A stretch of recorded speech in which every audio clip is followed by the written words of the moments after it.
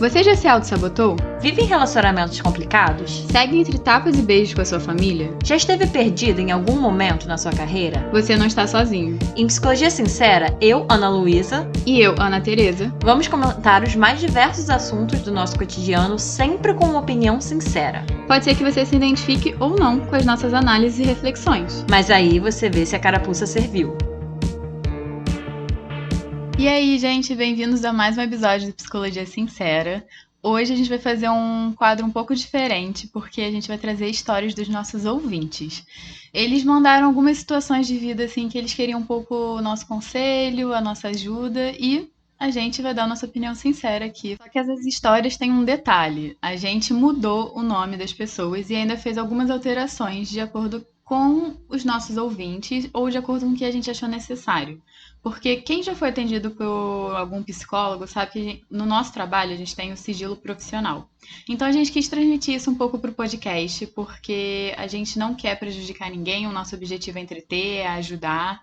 Então a gente vai manter os nomes diferentes, mas a história continua a mesma e os nossos conselhos vão continuar os mesmos. Então eu vou ler aqui a primeira história do nosso ouvinte. E vamos lá. A minha história é a seguinte. Eu tenho um casal de amigos, a Samantha e o Sérgio. Em termos de personalidade, a Samantha é mais na dela, mais introvertida, enquanto o Sérgio é uma pessoa muito extrovertida. Eles têm um relacionamento bastante tóxico, tipo, muito tóxico mesmo. Para vocês terem uma noção, a Samantha não pode nem sair para comer um hambúrguer na hora do almoço, no trabalho, que o Sérgio fica mandando mensagem para ela sem parar, querendo saber onde ela tá ou estava. Eram mensagens em tons muito agressivos, a ponto de rolar xingamento. A Samantha sempre respondia com a maior calma, dizendo: tô só comendo hambúrguer, eu te amo. E o Sérgio respondia com: eu te amo, meu caralho, você tá me traindo, sempre com uma resposta muito agressiva. Um dia, em uma festa, a Samantha bebeu e estava muito insatisfeita com o relacionamento que ela estava levando com o Sérgio. Toda vez que ela saía com os amigos do trabalho, sem o Sérgio, ele acabava terminando com ela sob o pretexto que ela estava traindo. Depois de terminar, o Sérgio ficava monitorando durante toda a noite a rede social da Samantha. E na manhã seguinte eles voltavam. Nessa noite, a Samantha acabou cedendo e ficando com outra pessoa sem que ele soubesse. Logo em seguida, ela tomou a coragem de terminar com ele sem contar que tinha traído. Nesse caso, que a Samantha e Sérgio tinham um relacionamento extremamente tóxico. Ela deveria ter sido honesta com ele e contado da traição? Mesmo que o Sérgio fosse uma pessoa extremamente agressiva, controladora, por, no final das contas, ser uma pessoa insegura e acabava descontando na namorada? Achei tensa a história. E aí, Ana Luísa, você quer começar a falar? Eu vou começar, gente. Eu tenho algumas considerações a fazer já. Bom, primeiro de tudo, a gente só pode opinar a partir do que foi contado pra gente. Claro que todas as histórias têm várias nuances, enfim, e um detalhe às vezes pode fazer toda a diferença, mas é isso, a nossa opinião, o que eu vou falar aqui tem a ver com o que foi contado. E eu acho que a primeira consideração a se fazer, né, o nosso ouvinte descreveu o relacionamento como tóxico. Eu arriscaria dizer que as atitudes do Sérgio para Samantha são atitudes abusivas, porque o relacionamento abusivo, ele pode ser chamado dessa forma quando uma das pessoas do relacionamento tem uma espécie de um poder sobre a outra. Tem uma certa hierarquia, digamos assim, e que essa pessoa usa esse poder para manipular, para controlar, enfim, a característica muito forte no relacionamento abusivo é isso, é essa diferença de poder de uma pessoa sobre a outra. E é isso que é descrito, né, que pelo menos o nosso ouvinte descreveu, que a Samantha não pode nem sair para comer um hambúrguer na hora do almoço sem o Sérgio ficar mandando mensagem.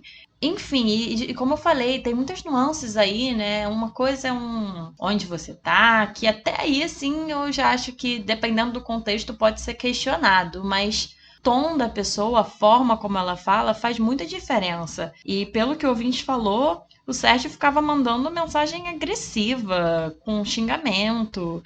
Gente, isso já sai do tóxico pro abusivo. E outra coisa que eu achei interessante na história, né, é que o nosso ouvinte até meio que falou um pouco, né, de entender o lado do Sérgio, que ele é uma pessoa insegura. Só que minha opinião A gente tem que aprender a separar o nosso do outro. Totalmente. Então, assim, se o Sérgio tem um problema com ele, de insegurança nos relacionamentos dele, procura um psicólogo. Você não tem que jogar isso em cima da sua namorada. Sua namorada não é centro de reabilitação. Exatamente, exatamente. Eu ia trazer isso mesmo. Que relacionamento, gente, relacionamento nem sempre é uma coisa simples. Isso é um debate que eu acho que a gente pode ter eternamente sobre, relacionamento não é pra ser complicado, quando é difícil é porque não é pra ser. Sim, mas até certo ponto. Não dá pra fingir que cada pessoa que entra num relacionamento entra zerada, principalmente quando não é o primeiro relacionamento. Mas é muito o que a Ana Teresa falou, assim. Eu acho que muitas vezes, em muitos relacionamentos, por imaturidade, por experiências passadas, as pessoas podem acabar tendo, né, atitudes que podem ser consideradas tóxicas. Uma vez ou outra, às vezes acontece, mas assim, isso tem que ser olhado com muito cuidado. E tudo a ver com frequência também. Exatamente, exatamente. Tem tudo a ver com frequência. Cara, um dia que você não estava bem, que você acabou sendo mais grosso, mais ríspido com o seu namorado ou com a sua namorada, acontece, é normal. Mas assim, a frequência e a forma como isso é feito faz toda a diferença. É o que a Ana Teresa falou. Tudo bem, o Sérgio pode ser uma pessoa muito insegura, ele pode ter tido experiências que fizeram ele assim, e é muito válido olhar o lado dele nessa situação. Eu acho que ninguém faz isso, ninguém tem atitudes abusivas por acaso, mas o relacionamento, por mais que seja um lugar onde as pessoas crescem juntas, aprendem juntas, muitas vezes se resolvem ali juntas, tem questões pessoais que a gente não pode depositar no outro. A partir do momento em que uma questão nossa fere e ultrapassa a individualidade do outro e a capacidade do outro de viver sua própria vida viver sua própria vida, gente, agora falando de um relacionamento monogâmico, dentro dos combinados de um relacionamento monogâmico, mas assim, viver sua vida, tipo, sair pra comer um hambúrguer. A partir do momento que as questões pessoais de uma pessoa ferem a individualidade da outra, tem algo aí a ser conversado. Achei muito legal isso que a Ana trouxe, que eu acho que o relacionamento ele é uma partilha. Tipo, você tá compartilhando a sua vida com o outro. Você não tá dedicando a sua vida integralmente para alguém. Então, por exemplo, vai ter aspectos da sua vida que você vai se dedicar à sua família, os seus amigos, você vai compartilhar esses momentos, mas você pode compartilhar esses momentos tanto com seu namorado, namorado, parceiro, ou não, porque você tá compartilhando, assim. Então, a partir do momento que a sua vida vira a pessoa, eu acho que isso é um problema. E quando alguém exige isso de você, eu também acho um problema. Exatamente, exatamente. Isso da pessoa virar sua vida acontece muito, né? Às vezes no início do relacionamento é aquela coisa que todo mundo fala disso, né? Da lua de mel do início do relacionamento. Até porque quando você tá no relacionamento amoroso, precisa de outro tipo de dedicação que uma amizade não tem. Exatamente. Tipo, o seu amigo, você sabe que se você ficar um mês sem ver ele, ele vai continuar sendo seu amigo. O seu namorado ou namorada, não. É outra dinâmica mesmo, é diferente. Afinal, é por isso que muitas vezes um relacionamento que começa com amizade se torna um relacionamento amoroso, porque tem dinâmicas diferentes. Sim, só que é importante, assim, saber balancear. Porque quando eu acho que fica um pouco devoção demais pela pessoa, eu acho que entra muito estilo filme Disney. Vamos nos salvar juntos. E eu fico meio, cara, cada um se salva quieto no seu canto e depois a gente se junta certinho, entendeu? Totalmente. Ou assim, sobre isso que você falou, eu pensava muito nisso, né? De cada um meio que se salva sozinho e aí depois a gente se junta. Eu acho que nem necessariamente precisaria ser assim, mas tudo bem, a gente pode estar num relacionamento, mas em que cada um vai se salvar sozinho assim, durante. Sim. Eu acho que às vezes não é tão simples, né?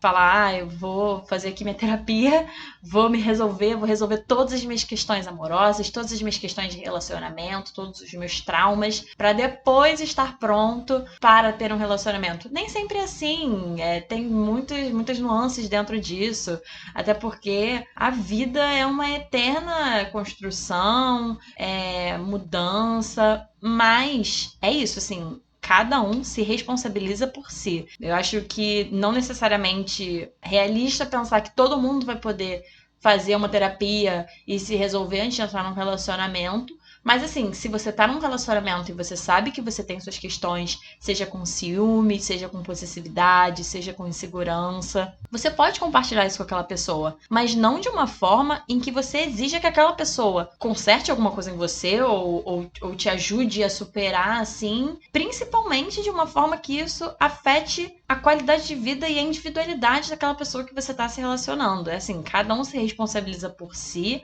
a gente tenta se ajudar aqui no que a gente pode, mas com um limite, com uma fronteira muito bem estabelecida do que é meu e o que é seu. Agora, a pergunta que não quer calar. O nosso ouvinte perguntou no final do texto: será que a Samantha deveria contar pro Sérgio que traiu ele? Tenso! E aí, Ana, o que você acha? Eu acho que é chutar cachorro morto. É. Isso até me lembrou daquela teoria em psicologia social, que é a profecia autorrealizadora. É verdade. Que você começa a agir de uma certa forma a concretizar o que você tem medo. Então, por exemplo, foi exatamente o fato do Sérgio mandar 10 mil mensagens, terminar o tempo inteiro, que fez a Samantha trair. Então, ele, por medo, concretizou o que ele tinha mais medo. Isso Sim. é muito comum de acontecer. Muito, gente. Em Muito várias mesmo. esferas da nossa vida e em, tipo, dimensões muito maiores. Não tô falando que foi certo que a Samantha fez, porque eu acho que se o acordo entre o relacionamento é não trair, serem exclusivos, achei isso errado. Mas também me fez questionar muito que, como era um relacionamento tóxico e abusivo, rolava agressão? A gente não sabe. É verdade. E assim, pelo que o nosso ouvinte falou, agressão física a gente não sabe, mas rolava uma agressão verbal ali, porque se as mensagens de cobrança vinham num tom agressivo e com xingamentos, como ele falou, existe algum tipo de agressão ali, né? Então é bem o que a Ana falou. Eu concordo que é isso, assim, se o relacionamento é monogâmico, foi combinado que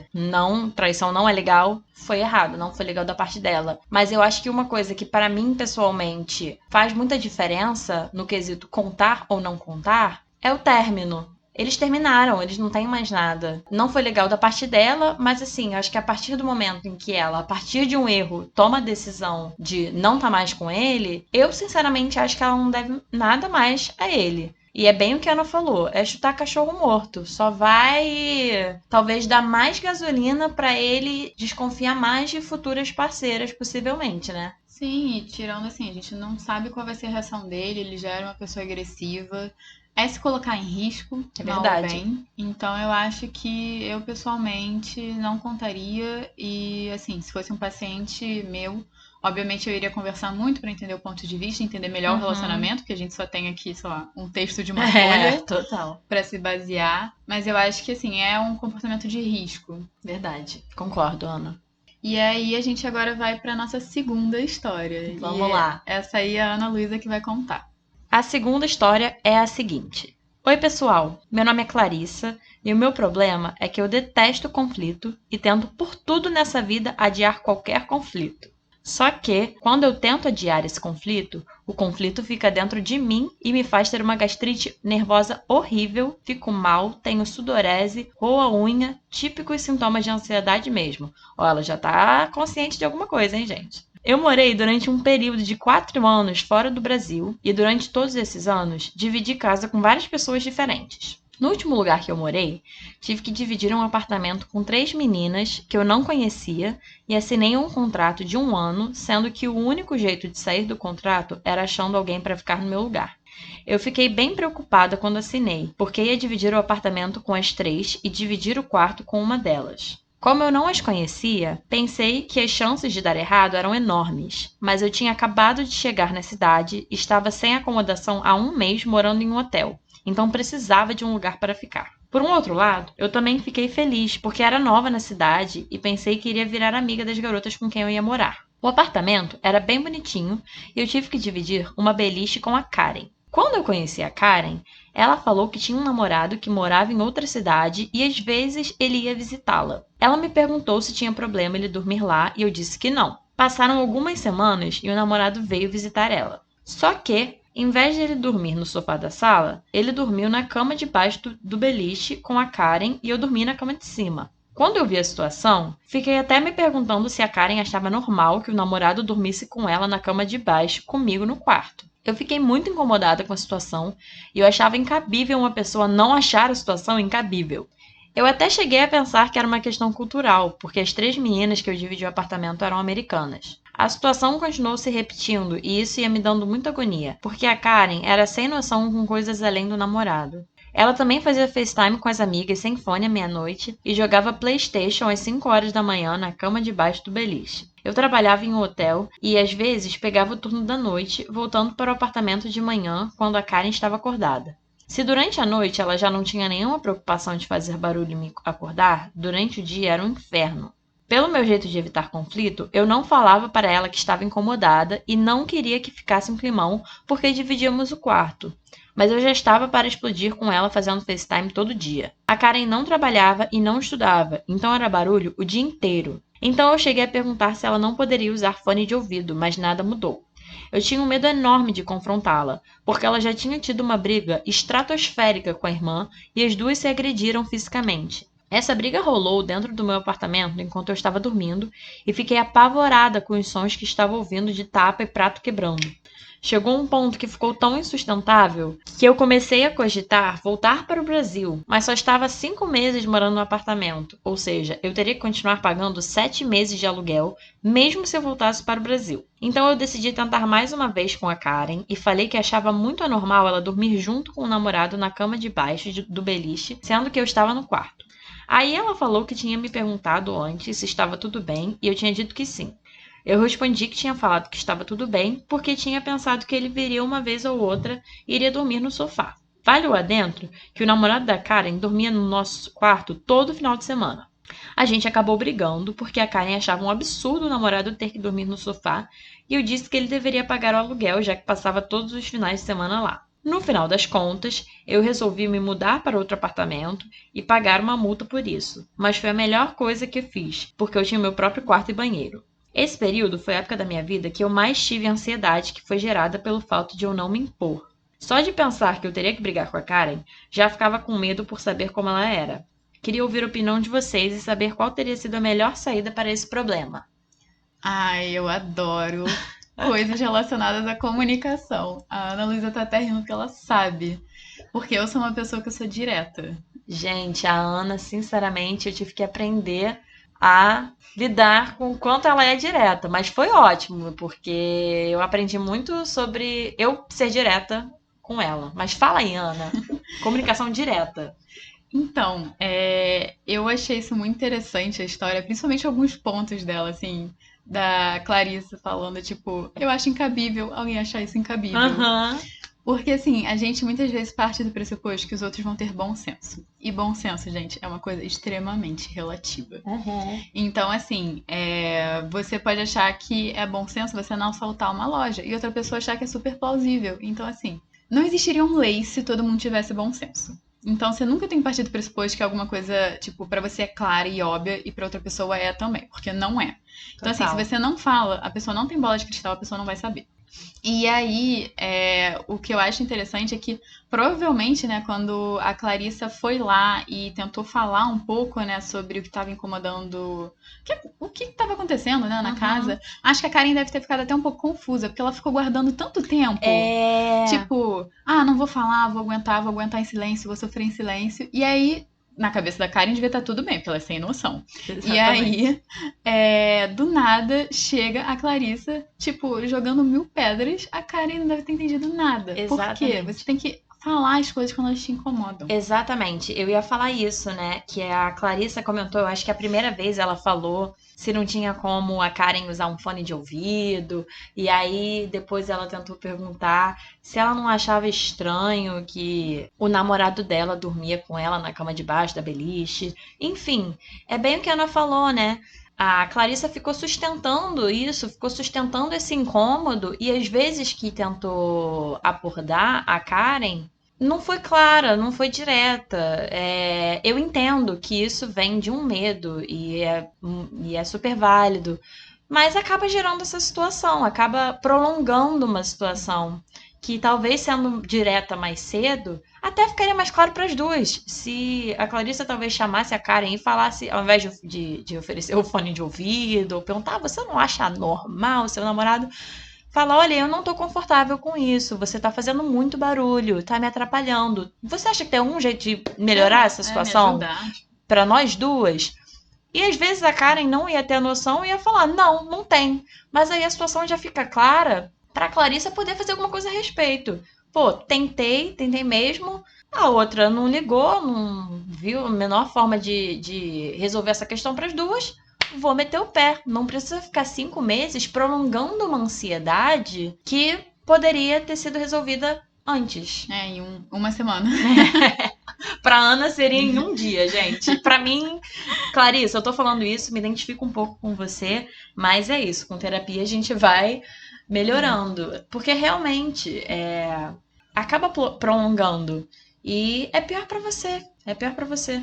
Eu queria até falar aqui um pouco sobre os estilos de comunicação. A gente tá falando aqui que eu sou super assertiva, mas assim, já teve momentos da minha vida que eu não era. Isso era uma coisa que me incomodava e eu tive que trabalhar em mim e mudar. Atualmente eu sou direta, só que o que acontece? Dentro dos estilos de comunicação, a gente acredita que tem passivo, que é o estilo da Clarissa, assertivo, que é o meu estilo, e agressivo. E não existe estilo certo ou errado, tudo depende da situação. Vocês já imaginam que a pessoa passiva é aquela pessoa que, tipo, fica engolindo sapo. Só que tem alguns momentos da nossa vida que a gente tem que engolir sapo mesmo, porque senão a gente vai se prejudicar. Então, assim, se um chefe seu tá mandando você fazer alguma coisa, você não vai lá peitar ele e falar, não vou fazer porque eu acho isso. É seu chefe, você tem que fazer e isso é o jeito, sabe? Totalmente. Você vai engolir sapo. O assertivo é aquela pessoa que põe os limites. Mas ela não fica criticando o outro, no sentido, quando você é assertivo, você fala, olha, eu não gosto disso por causa disso, me faz mal. Mas assim, se a pessoa quiser fazer, o problema é dela, sabe? Você não fica apontando o erro, que é o estilo já agressivo. O agressivo, você joga tudo pra cima da pessoa. Tipo, você tá fazendo isso errado, você é assim, você é sem noção, você... E é uma certa agressividade, porque você tá agredindo a pessoa. Tá ferindo o outro. E o assertivo, ele não fere. Então, assim, o assertivo são aquelas pessoas que conseguem, assim, ser mais equilibradas, assim, que elas conseguem equilibrar o que tá fazendo mal pra elas de uma forma que não vai machucar o outro ao dizer. Então, assim, acaba que na nossa sociedade, eu não conheço todas as sociedades, mas assim, aqui eu vivo o Brasil, as pessoas tendem a ser muito passivas. Então, quando alguém é assertivo, as pessoas já ficam meio assustadas. Exatamente, eu ia falar isso, assim, que eu acho que em alguns contextos a assertividade e a agressividade podem ser muito, muito confundidas mesmo, por conta disso que a Ana falou da questão da sociedade, uma questão cultural, e é muito de ambiente mesmo, num ambiente em que o normal, seja numa família, seja numa empresa, seja num grupo de amizade, em que o normal é ser passivo, ou que são pessoas muito invasivas. Quando uma pessoa tenta desenvolver a assertividade, ela pode ser vista como egoísta. Ela sofre retaliação. Exatamente. Então, assim, eu acho que é importante falar que todos esses estilos, eles têm consequências dependendo do contexto em que você tá.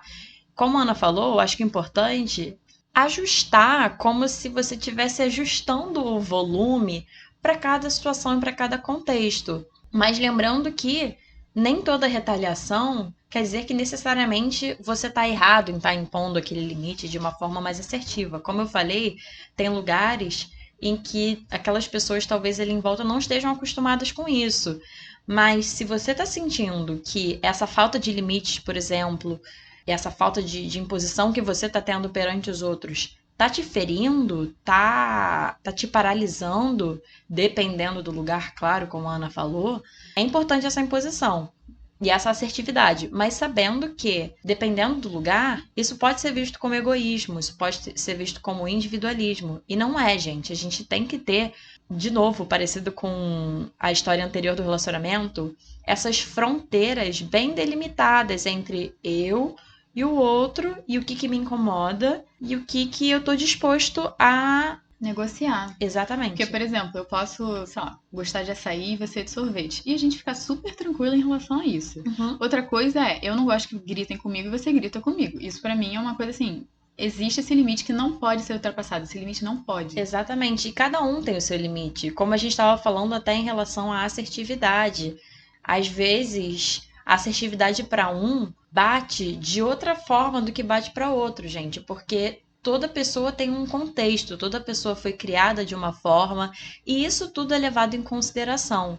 Outra coisa muito boa que a assertividade também pode trazer é que ela funciona também como uma peneirinha, gente. Nem todo mundo quer fazer uma peneirinha nas pessoas que conhecem. Total. Mas assim, a partir do momento que você vira e fala pro outro, isso me machuca, isso me faz mal, isso é um limite meu, e o outro olha pra você e fala, dane-se. É uma pessoa que você quer manter na sua vida? Exatamente. Por mais que você tenha um carinho enorme, assim, é uma pessoa que você realmente quer manter na sua vida? Porque vão ter pessoas que algumas vezes estão fazendo as coisas não por maldade, mas porque elas não sabem que isso é um limite seu. Total. E eu acho que esse é o ponto que a Ana falou. Não é também, gente, uma coisa de, eu só vou me relacionar com pessoas parecidas comigo, ou pessoas com personalidades parecidas. Não chega a ser nesse quesito. Mas assim, todo mundo tem seus limites. Às vezes, esses limites podem ser negociados dependendo do contexto, dependendo da pessoa com quem você está se relacionando. Mas se o seu limite mesmo, assim, que você estabeleceu não é respeitado, se você passa alguma coisa que te fere e o outro não tá nem disposto a ouvir, realmente, às vezes não faz sentido manter essa pessoa na sua vida. E vocês podem ser totalmente diferentes, vocês podem ter opiniões diferentes, valores diferentes, visões diferentes de coisas diferentes, mas se nesse quesito de respeitar o limite do outro, respeitar a fronteira do outro, é uma coisa ok, a relação pode seguir.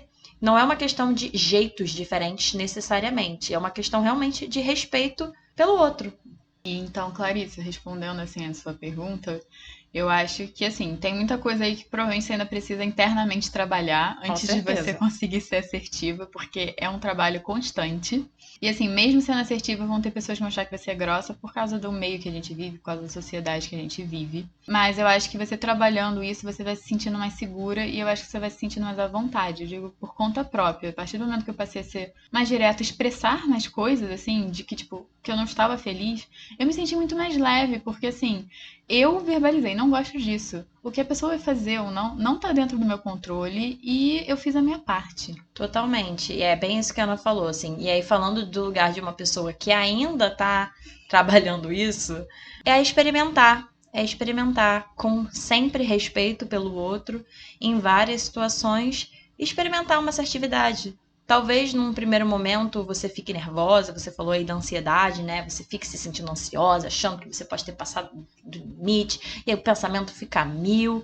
Isso tudo faz parte do processo. Ninguém muda de um dia para o outro algo que faz parte de si há tanto tempo.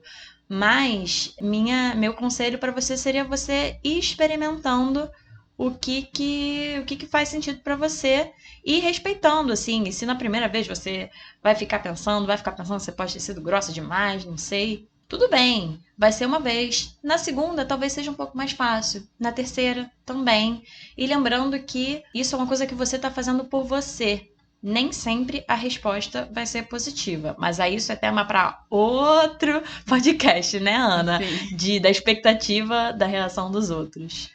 Sim, e uma dica, assim, né, pra você que tá lidando com ansiedade, é que a ansiedade, ela pode paralisar a gente. E o segredo dela não comandar a nossa vida é você agir mesmo com a ansiedade. Porque se você for esperar você não estar ansiosa, nunca vai acontecer. Exatamente. E aí, Ana Luísa, você tem mais alguma coisa acrescentada? Acho que a gente falou muita coisa aí legal. Eu acho que tá bom, né? Porque de resto é em terapia. Não dá pra fazer milagre no podcast, gente. Exatamente. Então o episódio de hoje foi isso. Se você gostou, deixa aí a sua classificação de 5 estrelinhas pra gente. Ajuda a divulgar o nosso podcast, compartilha nas redes sociais. E se você quiser seguir a gente, acompanhar quando os episódios novos estão saindo, segue a gente lá no Instagram, no @podcast Psicologia Sincera. E se você quiser acompanhar os nossos trabalhos, né, de pertinho, que a gente também tem mais nossas especialidades, o meu Instagram é @psi.anacavalcante. E o seu, Ana? O meu é @psi_Ana_Luísa com Z, Braz com Z. E aí é isso, gente. Vai lá comentar com a gente se você gostou do episódio, se você tem alguma história para compartilhar.